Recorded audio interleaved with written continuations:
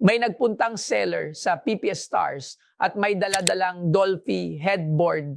Si Dolphy ay tinaguriang hari ng komedya sa Pilipinas dahil sa kanyang napakalaking ambag sa industriya ng pelikula at telebisyon. Ang tanong, mabibili ko ba ito o hindi? Kaya panoorin ang buong episode.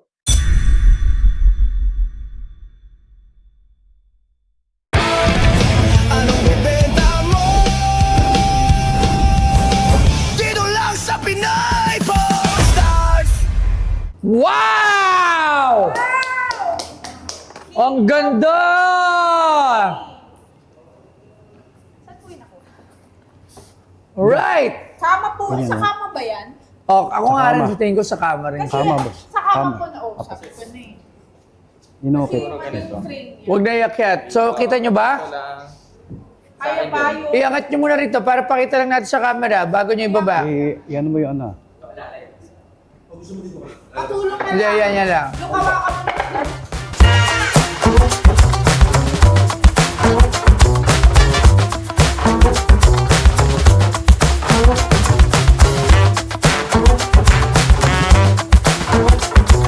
Si Dolphy, na ang tunay na pangalan ay Rodolfo Vera Quizon Sr., ay tinaguri ang hari ng komedya sa Pilipinas dahil sa kanyang napakalaking ambag sa industriya ng pelikula at telebisyon.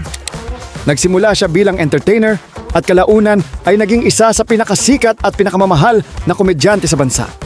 Nakilala siya sa kanyang natural na pagpapatawa, simpleng estilo at kakayahang magpatawa ng iba't ibang henerasyon.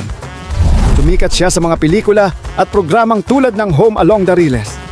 Sa loob ng mahigit 5 dekada, nagbigay siya ng saya sa milyon-milyong Pilipino at naging inspirasyon sa maraming artista.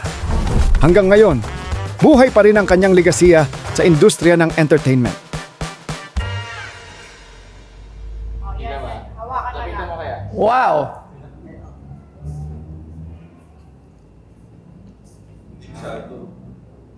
Okay, sige, lapit kayo kay boss para makausap na. Ayun. Sige din po kayo. Alright, aligay rito. So, hawakan nyo muna yung Alger dyan.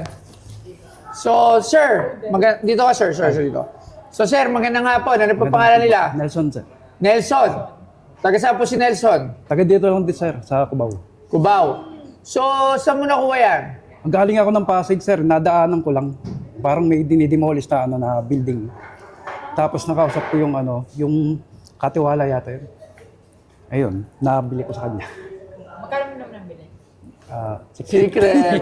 Secret. Alright. So, ngayon, hindi natin kasi alam kung kanino yan eh. Hindi natin alam kung ano, kung Pakapande. Baka pan ng pan ng yung may-ari. hindi natin alam yung origin. Alright? Yes, sir. So, Pero ang ganda no. pero ang galing. Solid ang kahoy niya. Saan gawa po? Kahoy, sir. Kahoy. Yung Solid. kahoy nito, sa tansya ko ha, kasi magaling sa sobrang galing ko, guys. Amoy pa lang ng kahoy, alam ko na kung kung nara, kung mahogany, kung ano-anong kahoy. So, kaya ko siyang amuyin. Wood to, wood. Sigurado. Plywood. Hindi ko alam. Hindi ko alam. Pero ganda ha. Detalyado ha. O sige, ngayon, magkano niyo siya binibenta? Kaya ba ng 80, sir? 80,000. Akala ko 80 pesos, gawin ko na sana 100 eh. Masyadong mahal sa 80,000. Yes. Hindi nga natin alam kung kanino yan eh. Tapos wala rin pirma. Walang pirma nga po. Walang pirma, unang-una. Pwede rin. Second, hindi natin alam kung anong origin yan. Ano ang kwento niyan. So, hindi natin mapipresyohan to ng ganon. Kumbaga yan, mapipresyohan ko lang yan dahil gusto ko lang si King of Dolphy. Ang ganda Tito lang, Dolphy. kakaiba, bihira ako makakita.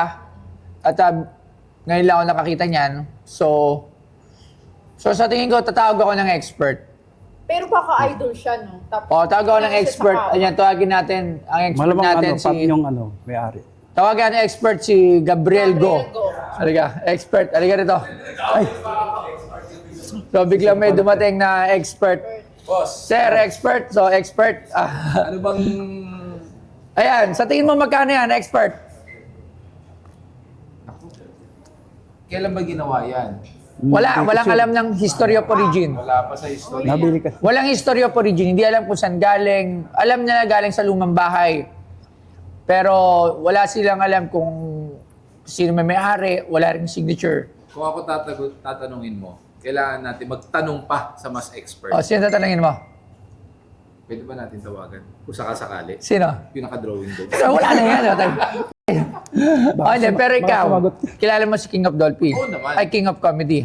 Kung ako tatanungin mo, syempre, with the history, tapos yung tao na yan, bilang isang historic, actor, National artist. National artist.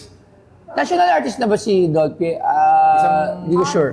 Parang Parang na-awardan natin siya. I don't know. Pero one of the greatest comedian yan di ba? Yes. Yan ang Comedy King. Oo. So, value-wise, syempre sa tao mahilig talaga dyan at gustong collectionin yan, maganda ang value. Malaki ang value. Pero syempre, kailangan pa rin natin mag-check yung authenticity. and everything. Hindi siya official. Hindi pa siya Hindi pa. official. Yes, hindi pa. Alright. Sige, Sir Gab, maraming salamat. So, thank you for visiting my office. Nadamay ka pa rito. Dami pa ako. So, exit ko muna ako. Sige, exit ka muna. Okay. So, magkano hinihingi nyo, 80? 80 sir. O kasi bibilin ko yan dahil malamang luma yan. Ano? Laki. 5,000 pesos. Ba't napatingin siya? 25 sir. 7,000. 20. Mataas ko din sir nakuha. Ngayon lang ulit tayo 20 pwede nagkaroon na ng siguro. tawaran, ha? Exciting itong mga tawaran na to, ha? Malayo na sa 80 yan. Magkano yung uling tawad ko? 7 sir. 7.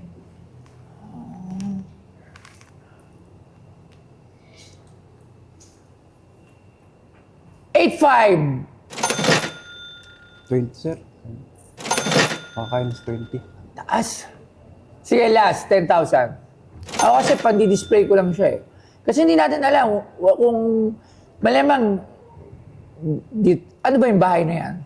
Building siya sir eh. Nakita ko binababa yung mga gamit eh. Nakausap ko lang dyan yung ano. Yung, Kanino daw yung building na yon? Ano sabi nung tinanong mo? Napulat ng gamit. Hindi ko po alam eh. Kasi basta nakausap ko lang yan. Tapos nabili ko sa kanya. Yun. Hindi natin alam eh.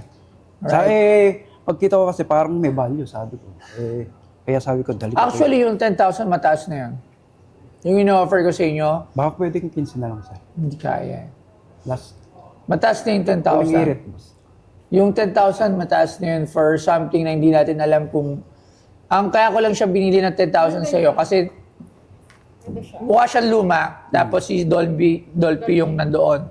Pero tinan mo yung condition, andyan na yung may mga crack, hindi na rin siya perfect condition. So ako, gusto ko lang siya, kaya ako siya babayaran ng 10,000 pesos. Kayo po. 12 sir. May kasama kasi ko. Tigabuhan. Kano mo ba yung nabili? Actually sir, ano yan eh, 7. Mahal mo nabili.